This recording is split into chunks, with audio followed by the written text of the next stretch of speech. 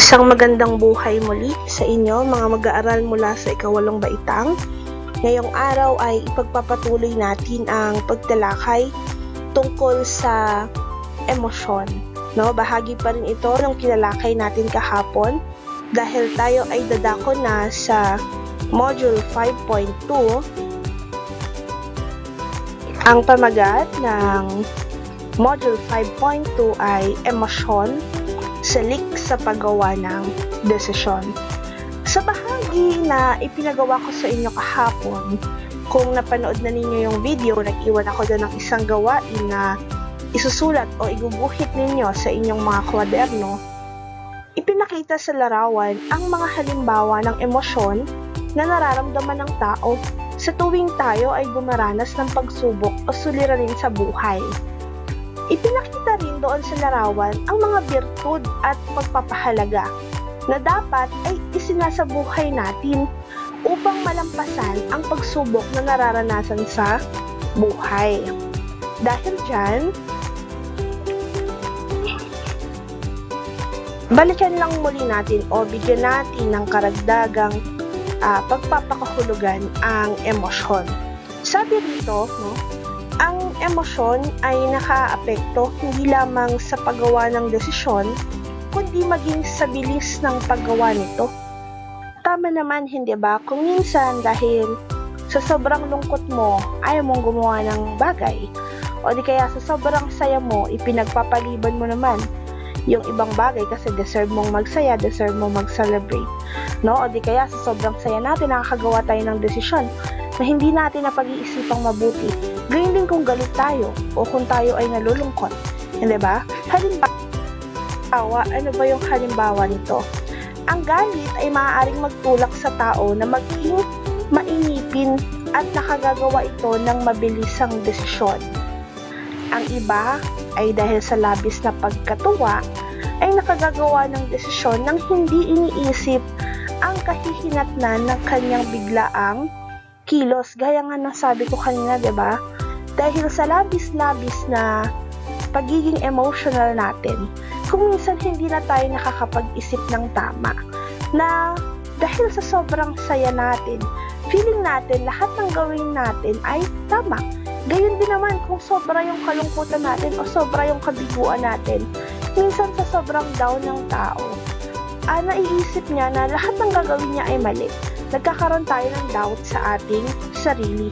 Pero ang dapat natin gawin, gaya nga nung tinalakay natin kahapon, kailangan mapamahalaan natin ng maayos ang ating emosyon at huwag nating hayaan na yung emosyon natin ang mag-control sa atin. Dahil unang-una, tayo pa rin ang may isip, tayo pa rin ang may utak. Kaya naman, dapat tayo ang nasusunod sa kung ano ang gagawin natin sa ating sarili o kung anong mga desisyon ang ating gagawin. Sumunod, sabi rito, ang ugali at emosyon ay magkaiba. Ngunit, ang damdamin ay may malaking impluwensya sa magiging gawi o kilos ng isang tao. Ang emosyon ay direktang nakaaapekto sa kilos o gawi ng isang tao. Ano yung halimbawa nito? Tingnan natin. Halimbawa, ang isang taong namumuhi ay nagnanais na makapanakit sa taong pinatutungkulan ng kaniyang galit. Hindi ba gano'n naman talaga tayo kung merong nanakit sa atin o merong gumawa ng masama sa atin, ang una nating iniisip palagi ay ang makapaghiganti. Pero hindi dapat gano'n, Isipin natin na yung nasa isip natin na maghiganti, pansamantala lang yun, dulot lang yun ng ating emosyon. Sabi pa rito, kapag ang tao ay nakadarama ng pagkabigo, galit, atensyon o takot, ay maaaring ang kanyang maging pagkilos ay marahas. Tama naman, diba? Kung minsan dahil sa galit natin, nakakapanakit tayo ng ibang tao, nakapagsasalita tayo ng hindi maganda. Which means, nagpapakita lang yun na hindi talaga natin iniisip o hindi natin pinag-iisipan yung mga sinasabi natin o yung mga ginagawa natin nang dahil sa emosyon na iyong nararamdaman. At malaki ang tsansa na kung tayo ay nasa ilalim ng ating galit, tayo ay makapanakit ng tao, hindi man pisikal, bagkus ay gamit ang mga salita. Diba? Ganun naman tayo eh. Ngayon nga uso ang parinigan sa notes. Diba? Bakit? Dahil naiinis ka sa kaklase mo? Dahil may nagawa siyang mali sa'yo? Dahil bida-bida siya sa school? Ano ginagawa natin? Nagpaparinig tayo sa notes. Kailangan nating isipin na tama ba yung ginagawa ko? O yes, maaaring tamaan yung kaaway mo o yung kinaiinisan mo. Pero ang daming taong nakakakita. At kung ano ang ginagawa mo, nagre-reflect yun sa kung ano ang magiging pagkakakilala sa'yo ng ibang tao. Maaaring yung ibang tao na ngayon ka palang nakikilala, magiging masama na ngayon yung tingin sa'yo. Dahil ganito pala yung ginagawa mo. Okay, nauunawaan po. Dahil dyan, sumunod. Bakit mahalaga ang pamamahala ng emosyon? O bakit nga ba, no? Yung tinalakay natin kahapon, 5.1. Bakit daw yun halaga? Tukuyin natin kung bakit. Sabi rito, ang kakayanang maunawaan, matanggap, at matagumpay na mapamahalaan ang sariling damdamin ay tinatawag na kakayahan sa pamamahala ng damdamin o sa English, emotion management skill. So, ibig sabihin pala, no, yung pag-control natin sa ating emotion, isa pala yung skills na maaaring hindi to inborn, pero maaari natin pag-aralan. At hanggang tayo ay lumalaki, maaari natin itong matutunan at maaari natin turuan ang ating sarili kung paano ba ito kontrolin. Sabi dito, no, ang pamamahala ng emosyon ay kakayanan na magkaroon ng kamalayan sa kaniyang nararamdaman at napamamahalaan ng wasto ang mga positibo at mapanghamong damdamin. Ito rin ay mahalaga dahil ang pagbabago ng iyong isip at nararamdaman ay nakatutulong sa pagbabago ng iyong emosyon at nag-iiwas sa iyo sa bugso ng damdamin. Gaya nga ng sabi natin kanina, upang maiwasan natin makapanakit ng tao o upang maiwasan natin na makapagsabi ng hindi maganda o makapagdesisyon ng hindi natin pinag-iisipan. Napakahalaga na dapat pinag-iisipan nating mabuti at napakahalaga na kaya nating pamahalaan ang ating mga emosyon. No? At sa mga sitwasyon na nakararanas ka ng negatibong emosyon, ano ba yung maaari mong gawin? Meron tayo rito, mga gagawin kung nakararanas ng negatibong emosyon. Ano-ano daw yun? Una, tukuyin ang damdamin. O mamaya may mga steps yan, ano? Ikalawa, gumawa ng pagkilos. At ikatlo, humingi ng tulong sa mahihirap o mabibigat na damdamin. So, isa-isahin natin ngayon yan at isa-isahin din natin kung ano ba yung mga step na dapat mong gawin sa bawat pagkokontrol na ito. Simulan natin doon sa tukuyin ng damdamin. Ayan, paraan sa pagtukoy ng damdamin. No? Pero bago yon, ang kakayahang mapansin at makilala ang sariling damdamin ay nangangailangan ng pagsasanay. At ito ngayon, yung mga paraan na ipakikita natin rito ay maaari niyong gamitin upang matukoy nyo ang inyong nararamdaman. Kung kayo ay nagkakaroon ng pagkalito, kung kayo ay nagkakaroon ng question mark, ano ba talaga ang nararamdaman ko? So, pwede natin itong maging practice para at least guided tayo kung ano ba yung ating nararamdaman. Una, magkaroon ng kamalayan sa nararamdaman. Tanungin ang sarili kung ano ang kasalukuyang damdamin. Bago ang lahat, kausapin mo ang sarili mo. Ano ba ang nararamdaman mo? Nagagalit ka ba? Nasasaktan ka ba? Nalulungkot ka ba? Kailangan malinaw sa'yo. At it takes time para matukoy mo kung ano ang nararamdaman mo. Huwag mong pilitin kung hindi mo matukoy ngayon. Maybe kailangan mo huminga ng sandali and then tsaka mo tukuyin kung ano ang iyong nararamdaman. Next, letter B, huwag itago ang nararamdaman. Kung kailangan mo umiyak, umiyak ka. Kung kailangan mo sumigaw, sumigaw ka. Kung kailangan mo magbalibag ng plato, magbalibag ka. Pero just make sure na wala kang ibang masasaktang tao. Wala kang bubulyawan, wala kang babatuhin ng pinggan. Huwag mo itago yung nararamdaman mo. Ipakita mo kung masaya ka, kung malungkot ka, kung nagagalit ka. Pero kailangan mo siguraduhin na wala kang ibang nasasagasaan, wala kang ibang naaapektohang tao. Sumunod ay, alamin kung bakit ganoon ang nararamdaman. Syempre, may mga reasons, diba, kung bakit ganoon yung emotion natin. Gaya nga ng sabi ko kahapon, dahil valid ang bawat emosyon ninyo, ibig sabihin, kaya siya valid, meron siyang mga rason. May mga dahilan. Alamin mo yung dahilan, alamin mo yung buong kwento, bakit ba ganyan yung nararamdaman mo. And from that, hugutin mo ano yung solusyon. Next, huwag manisi. Kung ano man ang nararamdaman mo ngayon, huwag mong isisi sa iba. Maaaring meron ka ring fault. Maaaring meron ka ring hindi magandang nagawa. Kung bakit ganyan ang nararamdaman mo. No? Unang-una sa lahat, ang kailangan nating ayusin ay ang ating mga sarili. At hindi natin kailangang ipasa sa iba yung mga responsibilidad na dapat ay sa atin nakaakibat. Okay? Next, tanggapin na lahat ng emosyon ay normal at mauunawaan.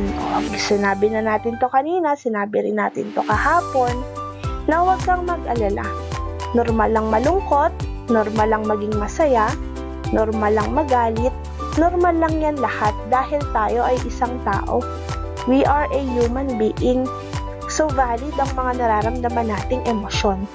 At ito lamang ang mga paraan upang matukoy mo ang iyong nararamdaman o ang iyong damdamin. Huwag ka matakot, huwag ka mahiya na i-express kung ano ang iyong nararamdaman.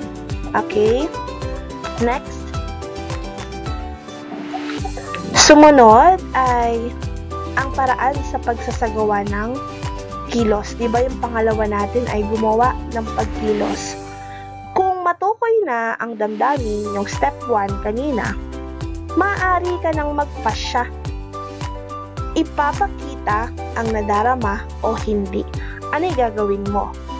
Una, isipin ang pinakamagandang paraan para sa pagpapakita ng emosyon. Siyempre, hindi natin yan basta-basta ipakikita na galit tayo. Hindi natin basta-basta ipakikita na malungkot tayo. Hindi natin basta-basta ipapakita na masaya ka. Bakit?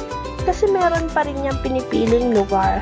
Na like for example, nasa isa kang exclusive na meeting, tapos bigla ka na lang tatawa ng malakas. Diba? Hindi siya right place. O di kaya kung nasa meeting ka, bigla ka na lang hahagulgol. O bigla ka na lang magsisisigaw. Diba? Hindi siya right place. At hindi siya right time para ipakita yung iyong emosyon. So, kailangan, bukod dun sa kanina na natukoy mo na yung damdamin mo, sige, galit ka. Paano mo naman ipakikita? Sa paanong paraan mo ipakikita na ikaw ay galit? Sumunod, pag-aralan kung paano babaguhin ang kasalukuyang kalagayan. Hindi ka pwedeng malugmok sa kalungkutan o hindi ka pwedeng malugmok sa galit. At hindi naman din pwede na habang buhay kang masaya. No? So, syempre, para lang tayong nakasakay sa alon.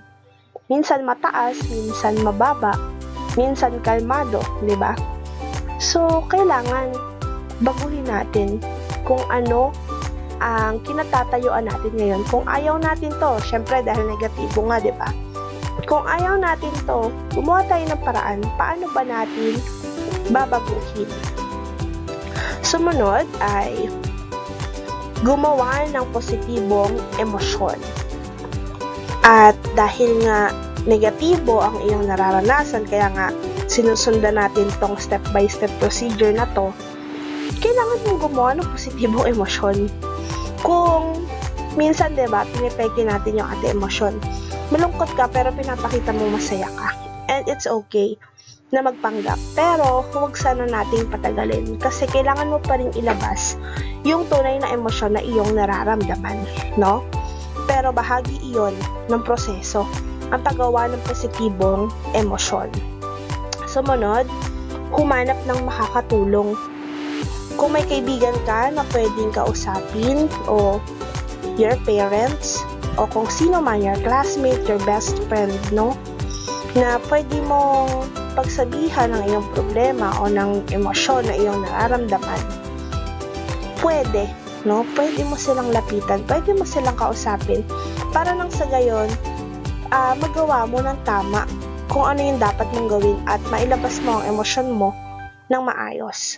At panghuli, mag-exercise. Mag-yoga, breathing exercise, inhale, exhale. Dahil sa ganitong paraan, na ilalabas natin yung mga negativity sa ating katawan, sa ating sarili, sa ating isipan, pag nag-exercise tayo, nare-relax yung body natin, yung mind natin, diba? Lalong-lalo na yung yoga, diba? Para to sa relaxation ng ating mind, para magkaroon tayo ng peace of mind. Kaya naman, kung kayang isingit sa time o kahit itong breathing exercise lang, pwede na yan. Kung sobrang sama ng loob mo, hinga ka na lang ng malalim. Kung sobrang galit ka, hinga ka ng malalim. Hinga ka ng 3 beses na malalim.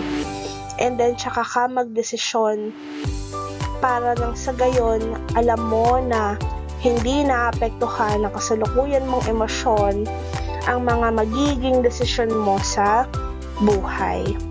Sumunod. Ayan. Yung ikatlo, wala na tayong step, pero ang nakalagay doon, diba? Huwag mo na yan. Sabi doon, humingi ng tulong sa mahihirap o mabibigat na damdamin. Ano lang yung gustong sabihin doon sa ikatlong step? Minsan, no, kahit ano pa ang ating gawin ay hindi nasusolusyonan ang mabibigat na emosyon gaya ng labis na kalungkutan o yung depression, anxiety na tinatawag, pagdadalamhati, pagkamuhi o puot at iba pa. Kailangan na natin mag-seek ng attention sa mga professionals, no? Kung kailangan nating pumunta sa mga psychologists, hindi naman ibig sabihin i-admit ko, babaliw ka na, no? Kung hindi, hingi lang tayo ng advice. Ano ba yung tamang gawin? O di kaya sa mga guidance counselor natin. Pwede yon kung sakaling nalulugmok na tayo talaga sa kalungkutan, sa depression, no? Pwede natin kausapin yung mga taong may authority para lang sa gayon matulungan nila tayo. At bilang pagtatapos ng ating talakayan ngayong araw, ito na yon sa slides na to, tunay na may malaking impluwensya ang emosyon sa ating buhay, sa mga desisyon na ating ginagawa na maaaring magdulot ng mabuti at di mabuting epekto sa atin. Ngunit, sa wastong pamamahala ng emosyon, pagpapairal ng katatagan, fortitude, at kahinahunan, prudence, anumang pagsubok sa buhay ang pagdaanan, ito ay mahaharap ng may katagumpayan. Kaya napakahalaga na mapamahalaan natin ng maayos ang ating emosyon. At napakahalaga na hindi tayo nagpapadala sa bugso ng ating damdamin. Kung kinakailangan ng tulong, mag-seek tayo ng help sa mga taong makatutulong sa atin. At dahil dyan, dito na nagtatapos ang ating talakayan, no? Wala na muna akong iiwan na activity ngayon, yung isa lang yung kahapon sa video. At wala na rin muna akong pasasagutan dahil pagdating natin ng school, doon ko pasasagutan sa inyo yung quizzes regarding sa talakayan ngayon at sa talakayan kahapon. At dahil dyan, manatiling ligtas ang lahat. Paalam na at maraming salamat.